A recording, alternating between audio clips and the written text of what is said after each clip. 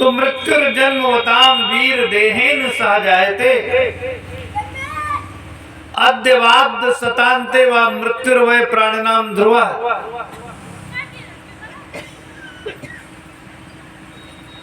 मनुष्य के जन्म के साथ उसकी मृत्यु भी जन्म लेती है। जितना जितना बड़ा होता उतना ही छोटा होता। ये बड़ा विचित्र नियम है संसार का। संसार में जब कोई चीज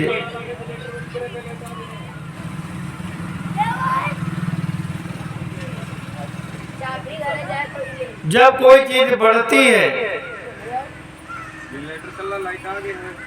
तो घटती नहीं, और जब घटती है तो बढ़ती नहीं है। जब कोई चीज बढ़ती है तो उस समय घटती नहीं है, और जब घटती है तो बढ़ती नहीं।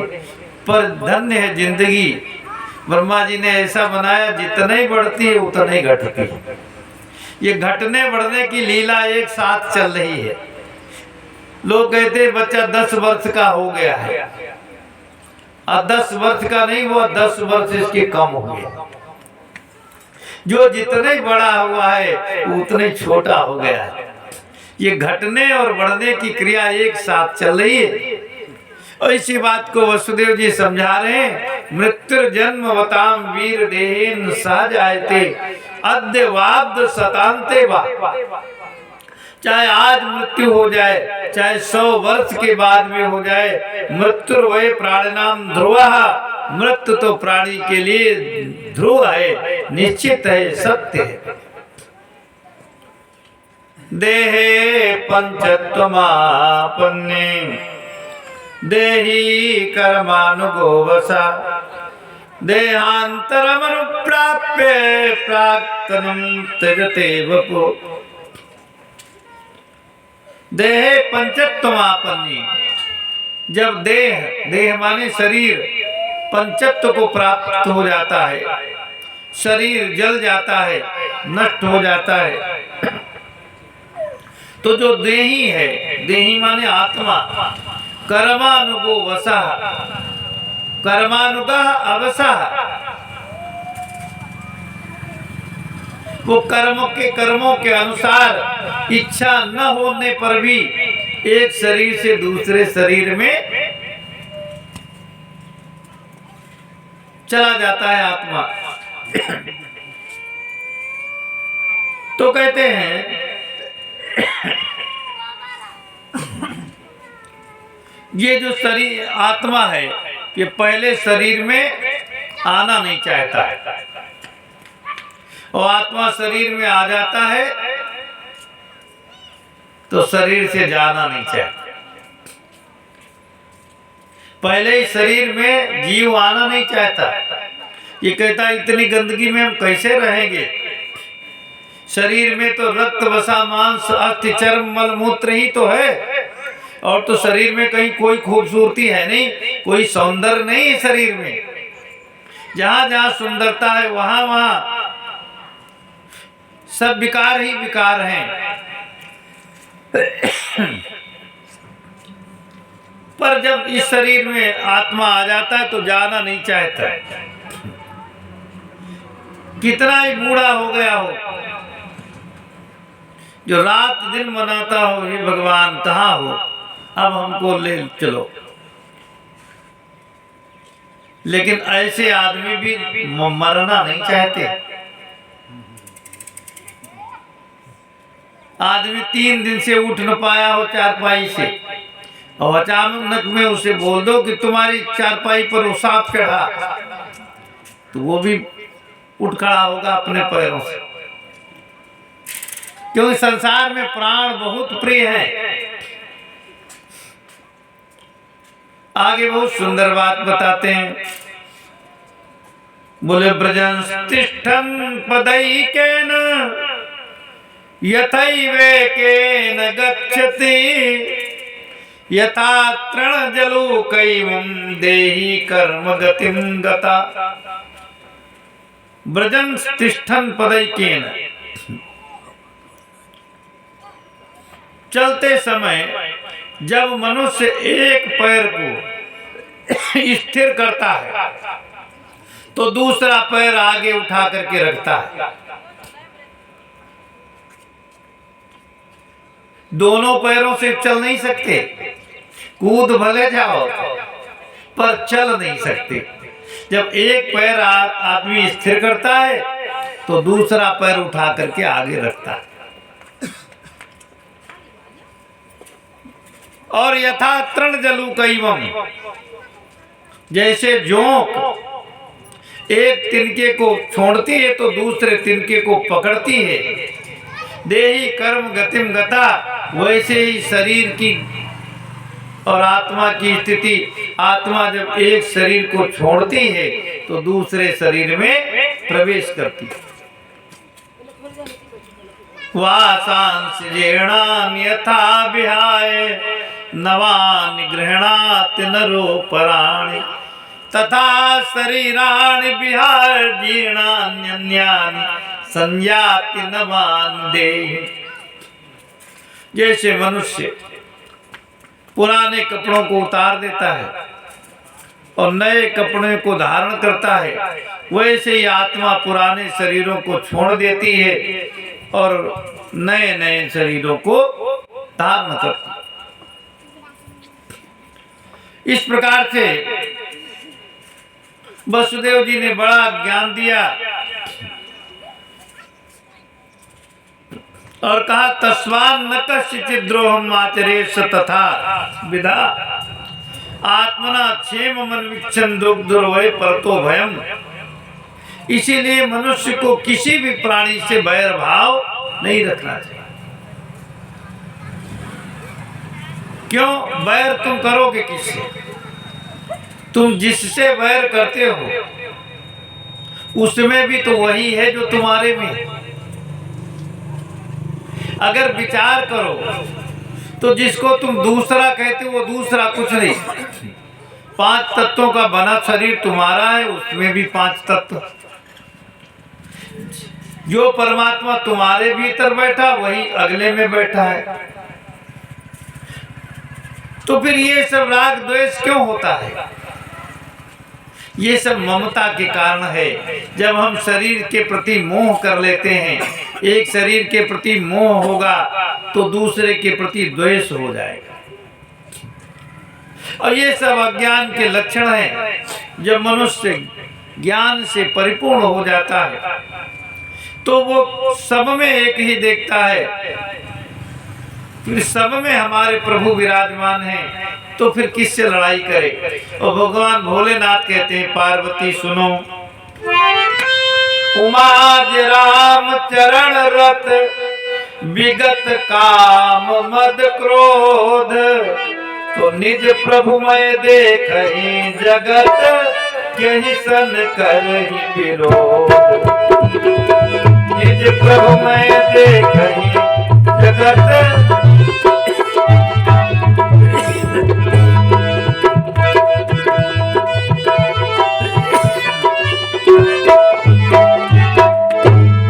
पार्वती जी उमा जे राम चरण रत, जो राम जी के चरणों में रत हैं, आसक्त हैं, विगत काम मद क्रोध, काम क्रोध मद लोभ अहंकार आदि से रहित हैं, तो निज प्रभुमय देखें जगत, सारे संसार में एक ही प्रभु उन्हें दिखाई पड़ता है। जब एक ही है दूसरा है ही नहीं तो फिर कैसन करें विरोध? दूसरे से विरोध कैसे करें? कभी कभी हम आप भोजन करते हैं और असावधानी से दांतों से जबान कट जाती है, तो बताओ अगर दांत जबान को काट देते हैं या दांतों ने तुम्हारे ओंठ को काट दिया, तो ईमानदारी से बताओ किसी आदमी ने आज तक दांतों को दंड दिया कि बड़े गुलाम है, लाओ हथौड़ी आज इनको तोड़े दे? जबान तुम्हारी कटती है किससे? दांतों से। या ओंठ करते हैं, तो बता किसी आदमी ने दांतों को तोड़ा है अपने? क्यों नहीं तोड़ता भाई? जब तुम्हारी जीभ कट जाती है और कोई अगर दूसरा काट दे, है कि नहीं? तो फिर थाना और कोर्ट कचहरी सब हो जाएगा, और उसमें किसी से नहीं बोलते हो। तो उस समय तुम समझौता कर लेते हो कि जीभ भी अपनी है और दांत भी अपने हैं। तो अपनापन जहां पर है वहां पर कितनी बड़ी हानि हो जाए कोई प्रतिक्रिया नहीं। जब हम दूसरे का भाव रखते हैं तो ये सब लड़ाई झगड़ा होता है, और ये सब अज्ञान का विषय। चाहे हम हों, चाहे आप हों, चाहे संसार का कोई भी व्यक्ति हो, जब तक महापुरुषों के चरणों में बैठ करके उपदेश नहीं ग्रहण करता और उनके अनुभव को साझा नहीं करता, तब तक व्यक्ति ज्यों का त्यों अज्ञानी बना रहता। आगे कहते हैं, ऐसा तवानुजा बाला कृपणा पुत्र कोपमा हंतुम नारहसि कल्याणी इमाम तुम दीनवत्सला। ऐसा तवानुजा बाला, ये तवानुजा है, आपकी छोटी बहन है, बाला स्त्री है, कृपणा अत्यंत दीन दुखी है, पुत्र को पमा, छोटी बहन तुम्हारे लिए पुत्री की तरह है। तो हंतुम नारहसि कल्याणी इमाम त्वाम दीन वत्सला, इमाम दीन वत्सलाम त्वाम हंतुम नारहसि। इस दीन वत्सला, कृपण वत्सला देवकी को तुम्हें नहीं मारना चाहिए। श्री सुखदेव जी कहते, वसुदेव ने इस प्रकार से साम और भेद नीति का, सामनीति भेद नीति का प्रयोग किया, पर वो माना नहीं। तो निर्बंधम तस्य तम ज्ञात्वा विचिन्त्यानक दुन्दुभि प्राप्तम कालम प्रतिबोधुमिदं तत्रानुपद्यत। वसुदेव जी ने मन में विचार किया, इस समय ये मान ही नहीं रहा है, और देवकी की सप्तपदी करके हम लाए हैं, अगर ये रास्ते में मार डालेंगे तो वहां विवाह के मंडप के नीचे तो हम संकल्प किए पत्नी की रक्षा करेंगे। भाई पति का अर्थ होता है पात रक्षति इति पति, जो पत्नी की सुरक्षा करे, संरक्षण करे, वही पति। अब ये पत्नी तो घर भी नहीं पहुंच पा रही और रास्ते में ही कत्ल होने जा रहा है। वसुदेव जी महाराज विचार करते हैं, बोले मृत्युर बुद्धिमता पोह्यो यावत् बुद्धि बलोदयम् यद्यसौ न निवर्तेत नापराधोस्ति देहिना। बुद्धिमान व्यक्ति को चाहिए कि जब तक अपना बस चले तब तक मृत्यु को टाल दे। कहीं लड़ाई झगड़ा होने जा रहा हो तो तुम अपनी पूरी बुद्धिमानी से उस लड़ाई को टालो, झगड़ा को टालो।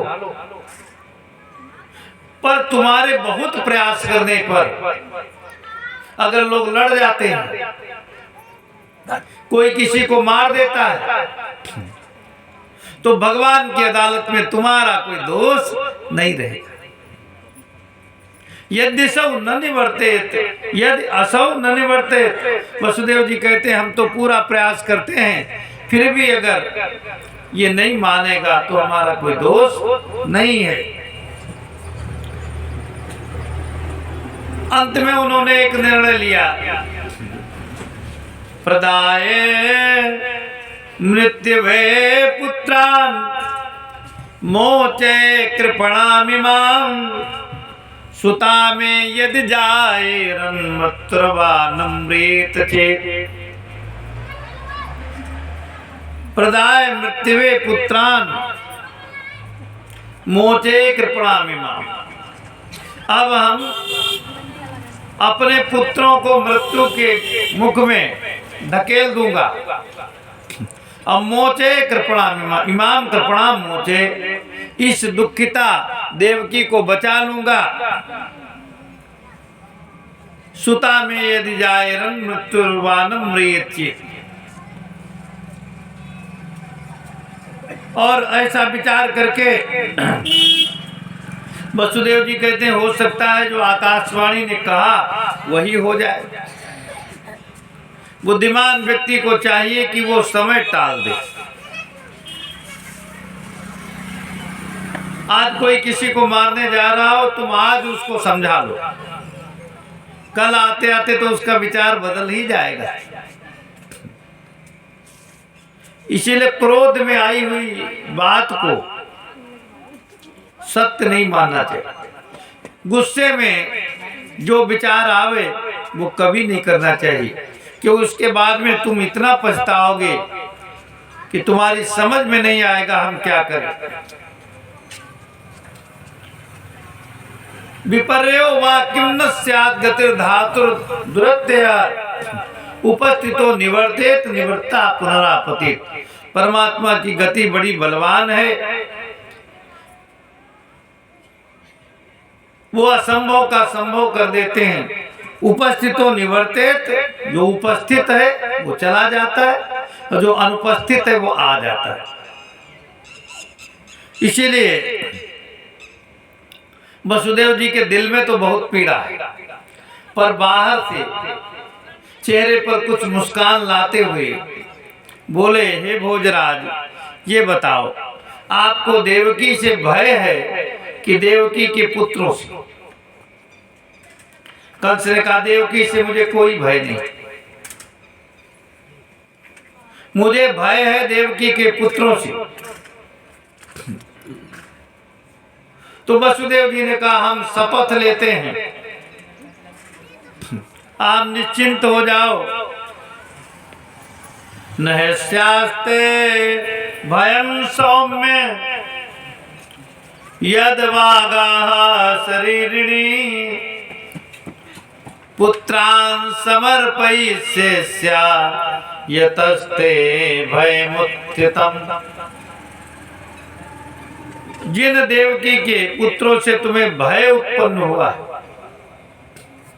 उन पुत्रों को हम ला करके तुम्हारी सेवा में समर्पित कर देंगे, आप कतई चिंता मत करो।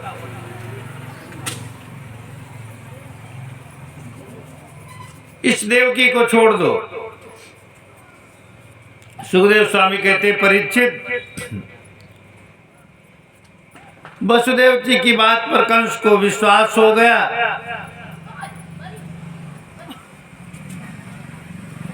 कंस तद्वाक्य सारवित, कंस ने समझ लिया कि वसुदेव की बात में बड़ा सार छिपा हुआ। तो वसुदेव पितम प्रीता प्रशस्य प्राविशत गृहम, वसुदेव जी को छोड़ दिया और घर जाने के लिए कह दिया। धीरे धीरे समय व्यतीत हुआ।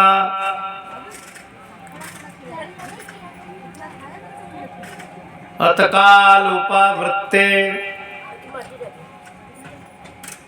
देवकी सर्वदेवता पुत्रान् प्रसूसवे चाष्टौ कन्यां चैवानुवत्सरम्। धीरे धीरे समय व्यतीत हुआ। पुत्रान् प्रसूसवे चाष्टौ, देवकी ने 8 पुत्रों को जन्म दिया और कन्या चैवानुवत्सरम और एक कन्या भी। उसमें पहले बेटे का नाम था कीर्तिमान। कीर्तिमंतम प्रथमजम कंसायानकदुंदुभे अर्पयामास कृच्छ्रेण सोन्द्रतादतिविह्वला।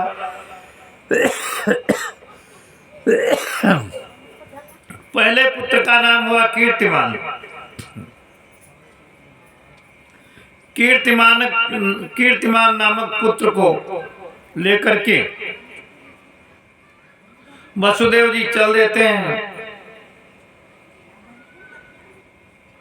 वसुदेव जी को बहुत पीड़ा है,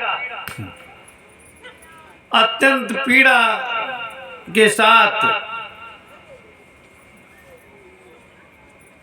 कहते हैं उसको समर्पित किया। अर्पयामास कृच्छ्रेण सोन्द्रतादतिविह्वला। सा वसुदेवा अन्नतात अतिविह्वला अतिकृच्छ्रेण अर्पयामास। असत्य से डर करके। देखो, पुत्र को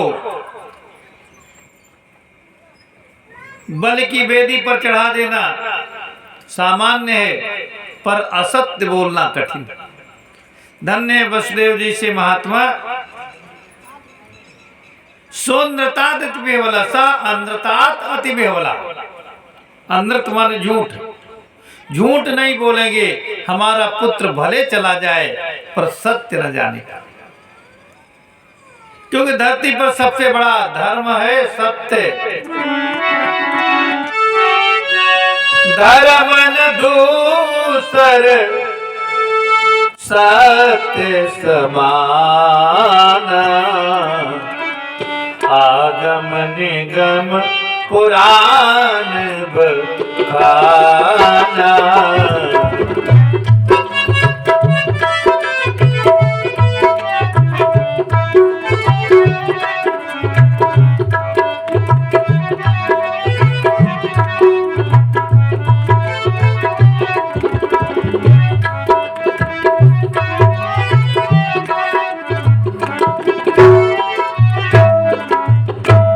धर्म न दूसर सत्य समाना।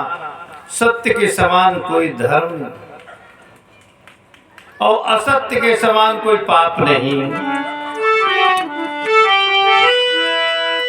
नहीं असत्य सम पातक पुंजा।